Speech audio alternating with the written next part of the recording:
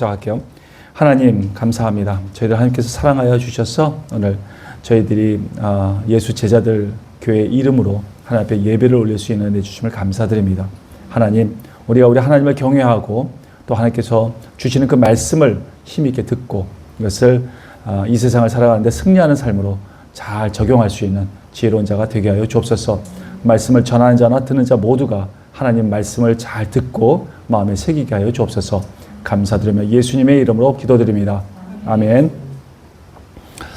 오늘은 제목이 세상을 이기는 힘이라는 제목으로 우리가 좀 말씀을 나누었으면 좋겠어요. 사무엘상 본 말씀 사무엘상 4장 1절에서 4절 말씀이고 그리고 11절 말씀인데 우리가 교독하고요 11절 말씀은 같이 합독하도록 하겠습니다. 제가 먼저 읽을게요. 사무엘의 말이 온 이스라엘에 전파되니라. 이스라엘은 나가서 블레셋 사람들과 싸우려고 에베네셀 곁에 진치고 블레셋 사람들은 아벡에 진쳤더니 블레셋 사람들이 이스라엘에 대하여 전쟁을 하니라. 그들이 싸우다가 이스라엘이 블레셋 사람들 앞에서 패하여 그들에게 전쟁에서 죽임을 당한 군사가 4,000명 가량이라. 백성이 진영으로 돌아오매 이스라엘 장로들이 이르되 여호와께서 어찌하여 우리에게 오늘 블레셋 사람들 앞에 패하게 하셨는고 여호와의 언약궤를 실로에서 우리에게로 가져다가 우리 중에 있게 하여 그것으로 우리를 우리 원수들의 손에서 구원하게 하자 하니 이에 백성이 실로에 사람을 보내어 그룹 사이에 계신 만군의 여호와의 언약궤를 거기서 가져왔고 엘리의 두 아들 홈니와 비나스는 하나님의 언약궤와 함께 거기에 있었더라. 같이 읽을게요. 하나님의 궤는 빼앗겼고 엘리의 두 아들 홈니와 비나스는 죽임을 당하였더라. 아멘. 여러분은 그 십자군 전쟁에 대해서 한번 들어보신 적이 있습니까? 십자군 전쟁. 네. 그 십자군 전쟁은 기독교 역사의 아주 오점이에요. 그리고 아주 하나님을 잘못 알고 행했던 아주 대표적인 사례죠. 610년 아라비아 반도에 있던 그 메카에서 그 무하마드가 그 계시자였던 무하마드가 알라의 그 계시를 받아서 그래서 창시한 그 종교가 바로 이슬람교입니다. 이슬람교는 11세기 후반에 정말 그 세력이 점점 강해져 갖고 급기야는 예루살렘까지도 정복하게 되었어요. 근데 이에 기독교에서는 하나님 우리 예수님께서 계셨던 그 예루살렘이 이슬람 그 종교에게 뺏겼다는 그 사실이 너무나도 부끄러운 일이다 해서 이것을 다시 찾아야 된다, 탈환해야 된다고 하면서 군대를 모이기 시작했어요. 그래서 이슬람하고 전쟁을 하려고 했죠. 이것이 바로 십자군 전쟁입니다. AD 1095년 11월 그때 교황이었던 우르바노 2세는 이 십자군 전쟁을 하기 위해서 군사들을 모으기 시작합니다. 교황은 이슬람이 예루살렘을 정복하고 있다는 그 자체가 굉장한 이 기독교의 치욕이라고 하면서 서유럽에 있던 교회들에게 이 동방교회를 도와서 함께 싸우자고 그래서 이 성지를 회복해야 된다고 그렇게 외쳤죠. 그리고 이 싸움은 성전이라고 얘기했습니다. 거룩한 성전이라고 얘기했어요. 그래서 이 전쟁에 참여한 자들은 참여하거나 또 여기서 순교하는 자, 이 죽는 자들 모두는 천국에 가서는 큰 보상을 받게 될 것이라고 그렇게 호소하면서 사람들을 모으기 시작했습니다. 드디어 많은 사람들이 십자군에 지원해서 예루살렘에 모이게 되었어요. 그래서 1099년 6월에 예루살렘에 그 십자군에 다 도달을 했어요. 그리고 6주간의 아주 치열한 전투 끝에 그 예루살렘을 탈환을 했습니다.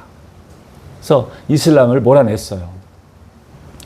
그런데 이 예루살렘을 탈환하는 그 과정 가운데서 이 십자군은 무자비한 그러한 살육을 했습니다. 그러니까 이슬람에 있는 사람들을 그냥 군인들만 죽이는 게 아니라 남녀노소 할 것 없이 아주 무자비하게 살생을 했어요. 너무나도 많이 죽였어요. 그래서 시체가 그 성 안에 아주 가득 찼습니다. 시체를 밟지 않으면 지나갈 수 없을 정도로 그렇게 많은 살육을 했어요. 그리고 어떤 십자군 그 군사는 그 이슬람 그 군사의 배를 갈랐습니다. 죽은 사람의 배를 갈랐어요.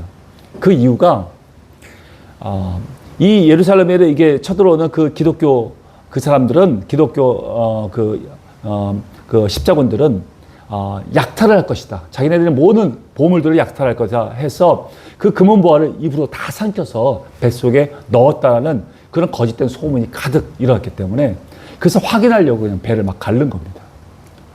실제로 그때 교황과 설교자들은 사람들을 모으기 위해서 이런 성지탈환이라는 이런 명목을 외에 그 동방에 가면은 정말 금은보화가 가득하다. 그리고 또 미녀들도 가득하다. 이런 거짓된 얘기들을 많이 했어요. 그래서 사람들을 막 그냥 동원시켰죠. 그래서 그때 이런 불건전한 생각과 또 물질적인 욕심에 있던 사람들이 많이 거기에 몰리게 됐습니다. 그래서 그런 사람들이 그런 만행을 저지르게 된 것이죠. 이것은 목적 달성을 위해서 잘못된 수단을 사용한 결과인 것입니다. 십자군 전쟁은 오래가지 못했어요. 그래서 1187년에 그 이슬람의 아주 강력한 지도자였던 살라딘이 군대를 모아서 다시금 예루살렘에 침공을 했어요. 그때 아주 힘없이 예루살렘은 다시 정복당하고 말았습니다. 빼앗겼죠. 그 이후에 기독교에서는 다시 이것을 탈환하려고 총 막 7차례를 거쳐서 전쟁을 했지만 탈환하지 못했습니다. 결국 이 예루살렘을 회복하지 못했어요. 다시 정복하지 못했습니다. 지금까지 이스라엘은 예루살렘은 아직도 완전히 다 정복하지 못한 상태에 있습니다. 십자군 전쟁은 이교도, 이슬람을 이 성지에서 몰아내고자 하는 그런 거룩한 성전으로 시작을 했어요. 그런데 실상은 이 교황의 정치적인 그 권력과 그리고 서유럽에 있는 영주들의 그 경제적인 그 이해관계가 엉켜진 그런 정말 인간이 만들어낸 그런 전쟁에 불과했던 것입니다. 거룩한 전쟁이 되지 못했던 것이죠. 여러분, 오늘 이 시간에는 하나님의 말씀을 우리가 좀 배우면서 이 말씀을 가지고 과연 하나님의 이름으로 우리가 무엇을 한다고 하면서 결국에는 하나님의 뜻을 모르고 내 욕심대로 하고 있는 것들이 과연 얼마나 있는지 이거에 대해서 한번 우리가 알아보고자 합니다. 이 본문의 시대적 배경은 사사기를 거쳐서 아직 이스라엘에는 왕이 없는 그런 상태였어요. 그래서 자신의 소견이 옳은 대로 행동하고 있을 그때였습니다. 그때 여호와 전에는 엘리라는 그런 사사가 있었어요. 엘리라는 제사장이 있었을 때예요. 그는 98세, 그러니까 사무엘상 4장에 보면 그는 98세에 죽었다고 얘기합니다. 그리고 40년간 사사로 활동을 했다고 얘기를 해요. 그러면 이 사람은 제사장으로서 25살부터 50살 때까지, 민수기 8장에 보면 제사장은 25부터 50살 때까지 할 수 있다고 되어 있습니다. 그러니까 50살 때까지 제사장으로 복무하다가 한 8년이 지난 상태에서 하나님 앞에 사사로 부름을 받게 된 것이죠. 그리고 이제 사사로 그 일을 맡아서 하고 있었을 때예요. 그런데 나이가 점점 먹으면서 그는 점점 영적으로 눈이 어두워지기 시작했습니다. 그 아들들이 있었는데, 홈리와 비나스가 있었는데 그 아들들이 패역한 죄를 저지르는데도 그것을 제대로 징계하지 못하고 야단을 치지 못했어요. 그 두 아들은 제사를 지낼 때 제물들을 올리고 있는데 여호와 전에서 고기들을 올려드리면 자기가 먹고 싶은 것들을 먼저 그냥 취했습니다. 하나님께 올리기 전에. 자기가 원하는 부위들을 그냥 가져가서 그냥 먹었어요. 그러니까 그 제물을 올리는 사람들이 제사 드리고 나서 가져가라 그렇게 얘기해도 소용없었어요. 그냥 막 가져갔습니다. 하나님을 경홀하게 여기는 그런 행동들이었죠. 그리고 그 회막에서 봉사하고 있는 여자들과 간음을 했습니다. 그러니 하나님을 아주 멸시하는 아주 폐역한 죄악을 저지르고 있었던 것이죠. 그런데도 그 엘리 제사장은 그 아들들에게 심하게 다루진 않아요. 그냥 그렇게 하지 마라 이렇게 하는 정도로 말하고 끝났습니다. 그걸 하나님이 들으시고 네가 나보다 아들들을 더 사랑했다고 그렇게 말씀하셨어요. 제가 사무엘상 2장 22절부터 24절 한번 읽어볼게요. 엘리가 매우 늙었더니 그의 아들들이 온 이스라엘에 행한 모든 일과 회막문에서 수종드는 여인들과 동침하였음을 듣고 그들에게 이르되 너희가 어찌하여 이런 일을 하느냐. 내가 너희의 악행을 이 모든 백성들에게 듣노라. 내 아들들아 그리하지 말라. 내게 들리는 소문이 좋지 아니하니라. 너희가 여호와의 백성으로 범죄하게 하는도다. 고작 이렇게 말하는 거예요. 이 정도로 훈계하고 마는 거죠. 그러니까 하나님께서는 아주 진노하셨어요. 그래서 하나님께서 직접 징계를 하시기 시작하셨죠. 하나님께서 징계하시면 아주 무섭습니다. 그러니까 우리가 하나님이 징계하기 전에 우리 먼저 하나님의 말씀을 들으면 바로 이런 자세를 고쳐 잡아야 돼요. 그것이 하나님과 날마다 동행하는 그런 삶이 되는 것이죠. 근데 본문의 말씀을 보면 이스라엘이 블레셋과 전쟁을 치르다 패하자마자 그들은 승리를 얻고자 해서 언약궤를 이 전쟁터로 가져오게 됩니다. 근데 그것으로 전쟁의 승리를 얻으려고 했던 거예요. 근데 언약궤가 승리를 줄 수 있습니까? 언약궤가 그 전쟁에서 승리할 수 있게 되나요? 언약궤가 무엇인데 전쟁의 승리하게 됩니까?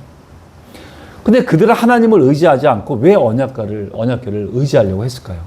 그리고 왜 언약궤에 가지고 싸웠는데 왜 그들은 패했을까요? 그들은 언약궤를 빼앗기기도 했고 그때 제사장의 아들들 홈리와 비냐스는 그 전쟁터에서 죽고 말았습니다. 하나님께서 이스라엘 군대를 그 전쟁에서 패하게 한 이유를 그들은 끝까지 알지 못했던 거예요. 그렇다면 우리 그리스도인들은 어떠한가요? 여러분, 우리 그리스도인들은 신앙의 삶을 살 때 승리의 삶을 사려면 이 세상의 것들을 가지고 싸워서는 승리할 수 없다는 것을 압니다. 그죠? 그래서 왜냐하면 우리는 거룩한, 그리고 구별된 하나님의 백성이라는 것을 알기 때문에 그래요. 그래서 하나님의 그 신앙적인 것들을 가져가서 이 세상과 싸우려고 합니다. 하지만 이때 우리가 실수하는 것이 있어요. 그것은 우리의 그 신앙적인 그런 행동들을 너무 신뢰한다는 거예요. 우리가 신앙적인 행동들을 우리가 신뢰한다는 것입니다. 나는 이런 신앙생활을 하고 있어. 나는 이런 신앙생활을 하고 있어. 나는 헌금도 많이 하고 봉사도 많이 해. 착한 일도 많이 해. 열심히 교회를 섬기고 있어. 나는 어떤 사람이야? 내가 집사야. 그리고 내가 장로야. 내가 목사야. 내가 어떻게 이 교회를 섬기고 있는데.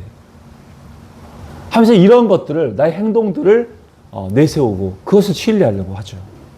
근데 과연 그것들이 세상을 이길 수 있는 힘이 될까요? 우리가 내세울 수 있는 신앙이라는 것은 과연 어떤 상태를 말하고 있습니까? 어떠한 모습이 될 때 세상에서, 세상의 전쟁에서 이길 수 있는 그런 상태가 될까요? 우리가 신앙적으로 중요하다고 생각하는 그런 몇 가지 경건한 행동들을 한번 우리가 비교해 보면서 과연 그러한 것들이 이 세상을 이기게 할 수 있는 것들인지를 한번 우리가 비교해 보려고, 한번 분석해 보려고 합니다. 먼저는 기도입니다. 사무엘상 1장 10절에서 11절만 같이 읽어볼게요. 시작. 한나가 마음이 괴로워서 여호와께 기도하고 통곡하며 서원하여 이르되 만군의 여호와여, 만일 주의 여종의 고통을 돌보시고 나를 기억하사 주의 여종을 잊지 아니하고 주의 여종에게 아들을 주시면 내가 그의 평생에 그를 여호와께 드리고 삭도를 그의 머리에 대지 아니하겠나이다. 아멘. 그 당시 엘리 제사장이 있었을 때 그때 한나라는 여인이 있었습니다. 근데 그녀는 자식이 없었어요. 그래서 많은 멸시와 치욕을 당했습니다.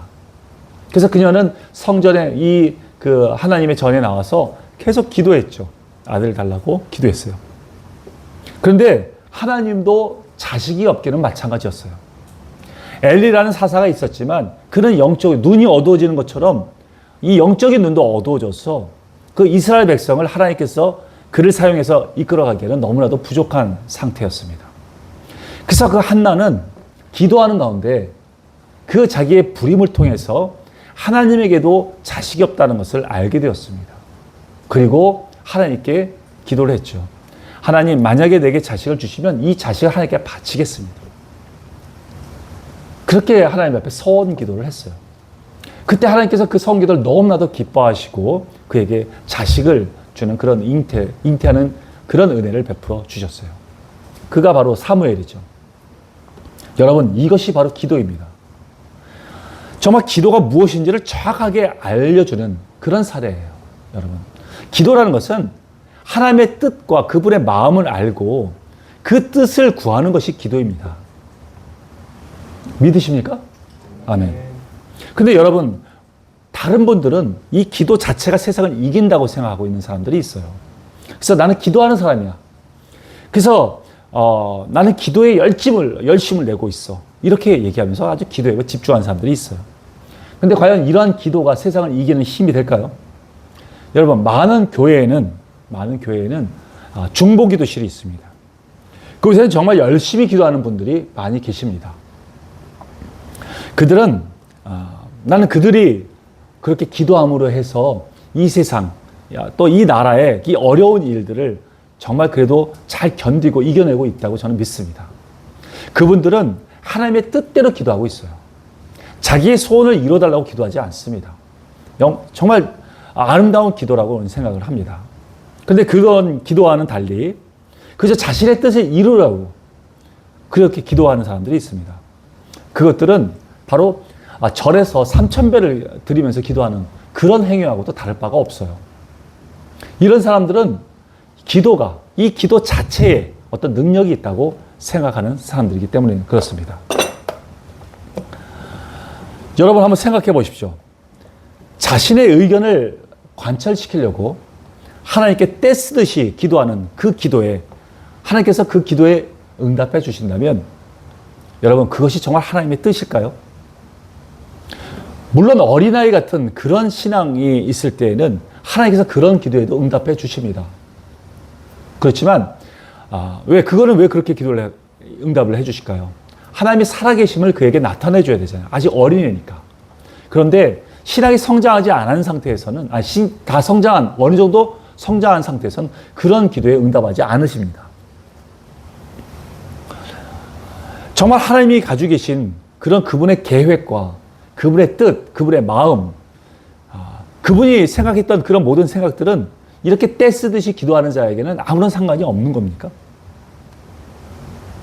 기도는 하나님의 뜻을 알기 위해 주님과 대화하는 것입니다. 그래서 그 대화를 통해서 주님의 뜻과 그분의 마음을 발견하는 거예요. 그래서 그것을 이루게 해달라고 주님께 간구하는 것이 바로 기도인 것입니다. 결국 기도라는 것은 기도를 통해서 하나님의 마음과 뜻이 나와 합해지는 것. 그것이 기도의 목적인 것이죠. 제가 기도에 대해서 이해하기가 어려운 것이 하나가 있어요. 그것은 어떤 방송국에서 하는 프로그램인데 어떤 사람이 기도 제목을 내놔요. 그러면 이것을 중보기도하는 목사님이 나와서 함께 기도해 주는 그런 프로그램이에요. 그러나 하나님의 뜻이 정말 그 사람을 통해서 이루려고 하는 것이 무엇인지를 먼저 우리는 발견해야 되는 것이잖아요. 왜 그런 사건들이 그 사람한테 일어났는지를 알아야 되잖아요, 내용을. 그래서 하나님이 그 사람을 통해서 이루려고 하는 것을 이루어지게 해달라고 기도하는 것이 우리 기도의 목적이고 그것이 진정한 중보기도인데 우리는 그렇게 하지 않고 단순히 이 어려움에서 벗어나게 해달라고 기도한다는 것이죠. 여러분 이것은 중보기도가 아닌 거예요. 우리에게 닥쳐진 상황 가운데에서 하나님의 뜻이 무엇인지를 기도를 통해서 알아야 합니다.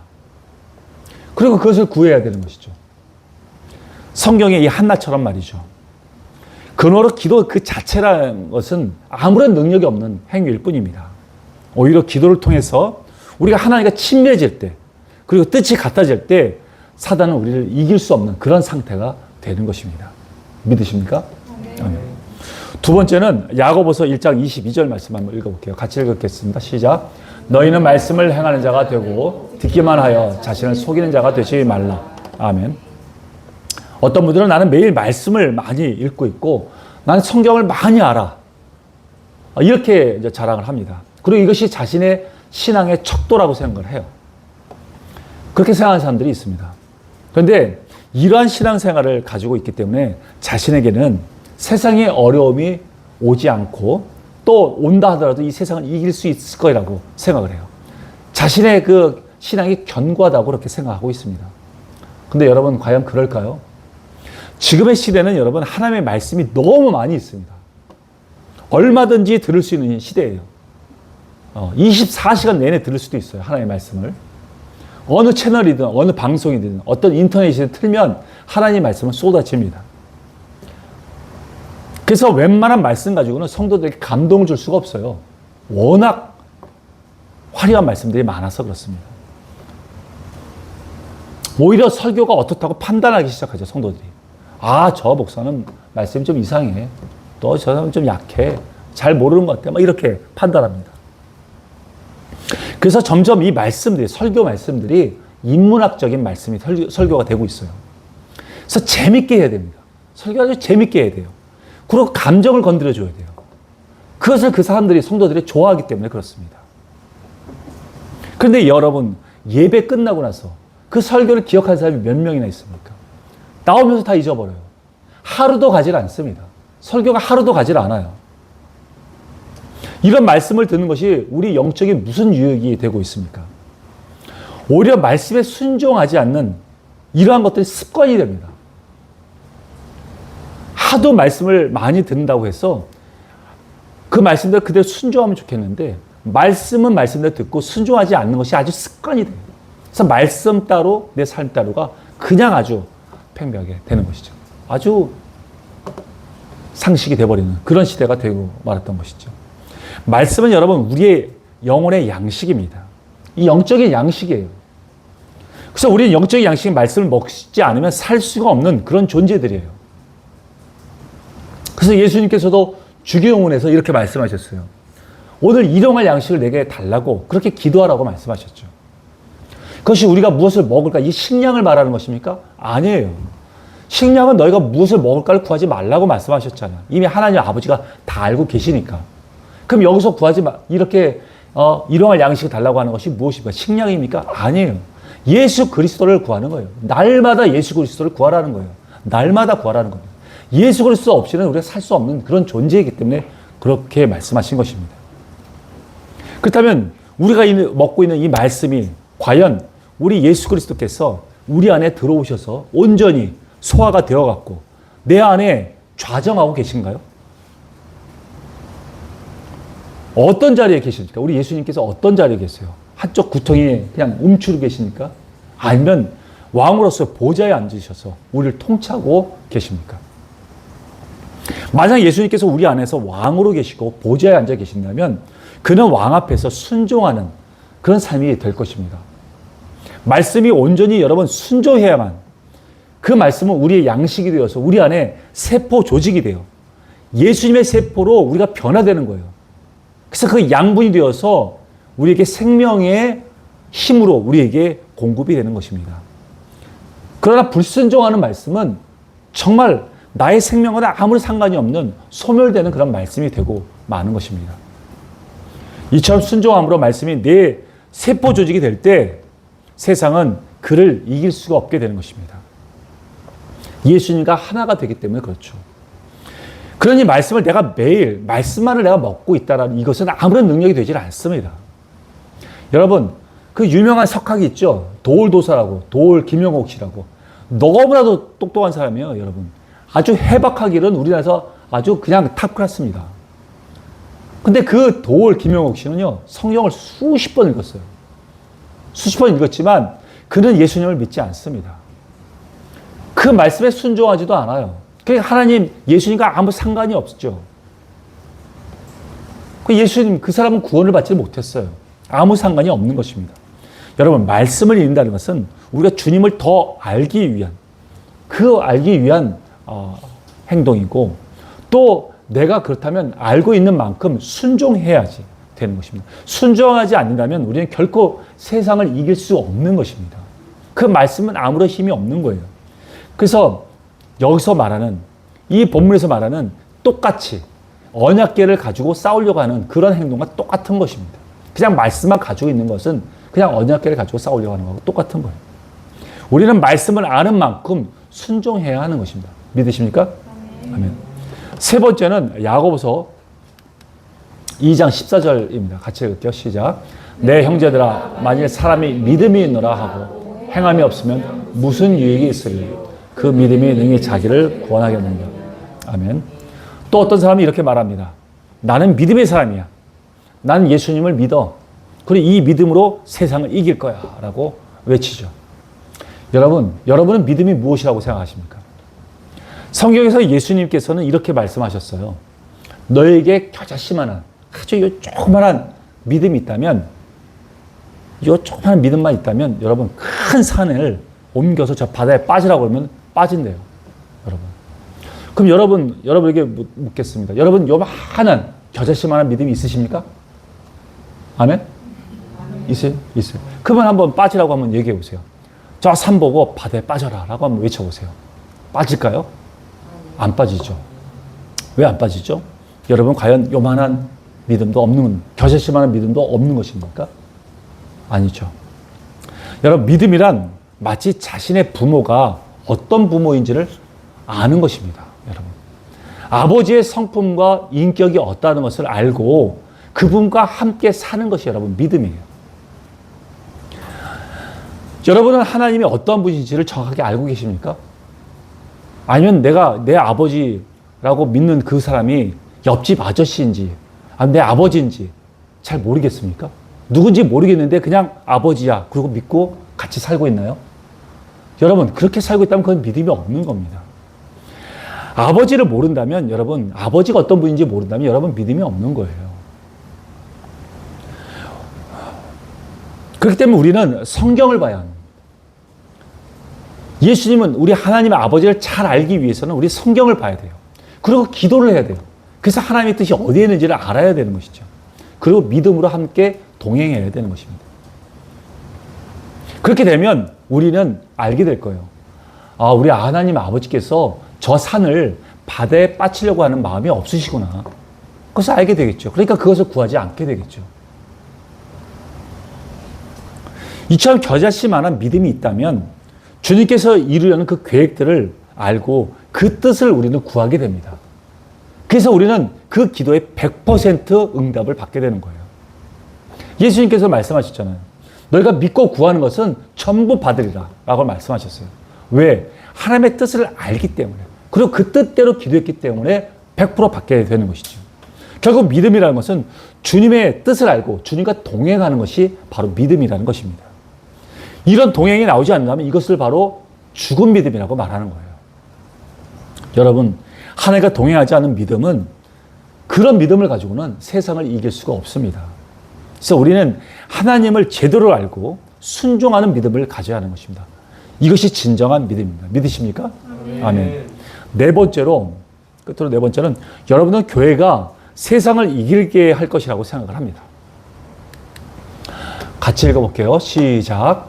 그러나 너를 책망할 것이 있나니 너의 처음 사랑을 버렸느니라. 그러므로 어디서 떨어졌는지를 생각하고 회개하여 처음 행위를 가지라. 만일 그리하지 아니하고 회개하지 아니하면 내가 내게 가서 내 촛대를 그 자리에서 옮기리라. 아멘. 이 촛대라고 말하는 것은, 여기서 말하는 촛대는 교회를 얘기하고 있습니다. 나는 교회에 열심히 출석하고 봉사하고 있어. 그래서 이 마지막 때에 이 교회가 이 세상을 이길 거야. 그리고 나를 이기게 할 것이야. 라고 생각을 합니다.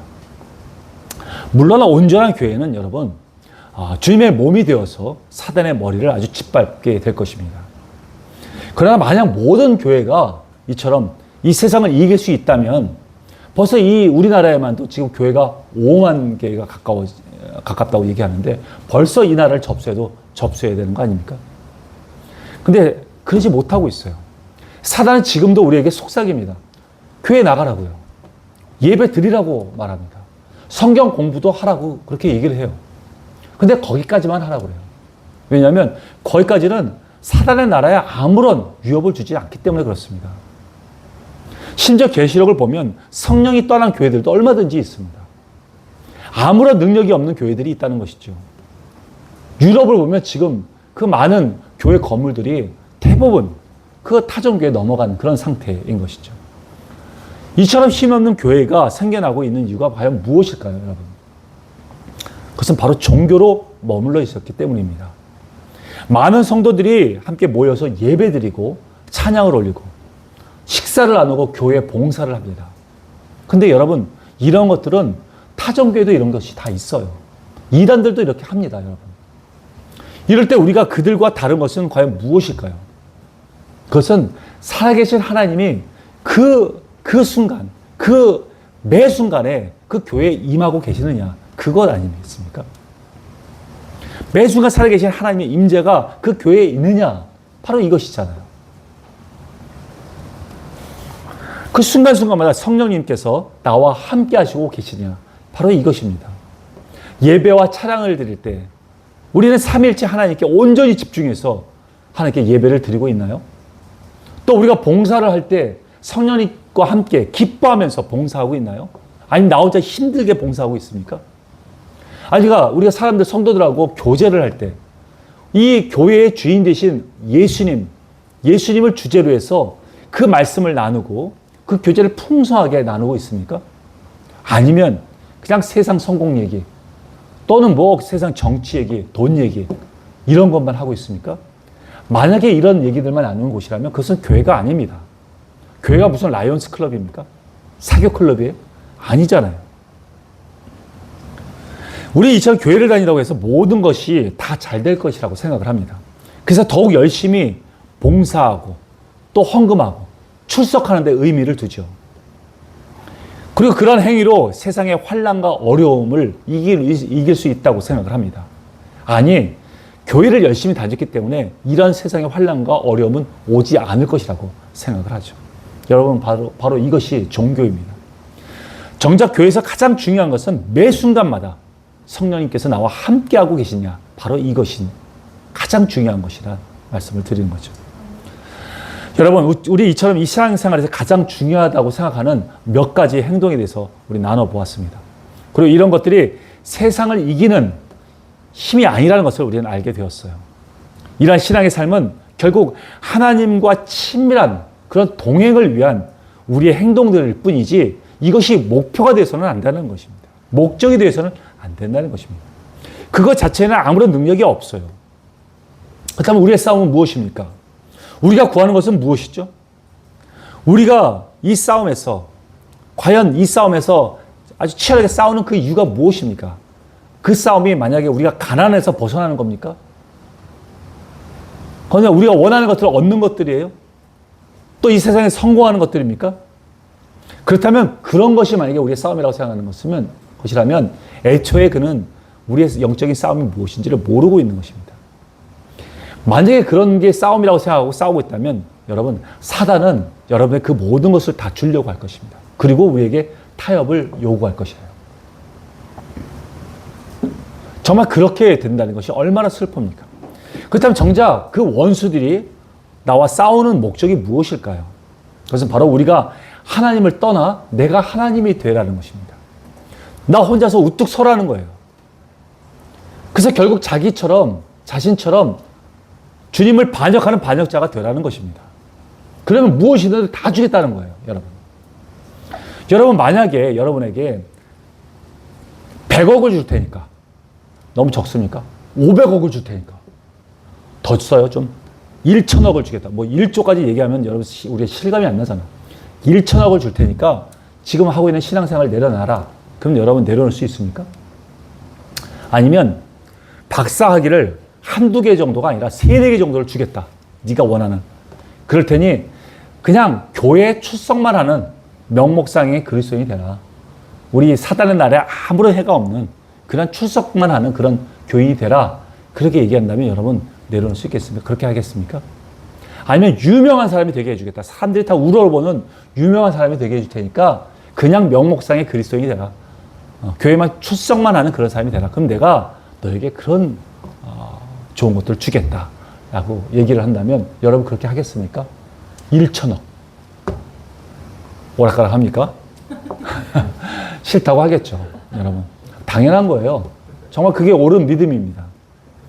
그런데 우리는 그렇게 말하면서도 우리는 어느새 하나님보다 우선해서 그런 것들을 목표로 삼고 그것을 향해서 달려가고 있습니다. 그것을 쫓아가고 있어요. 정말 이렇게 살고 있는 그리스도인들이 얼마나 많은지 모릅니다. 여러분.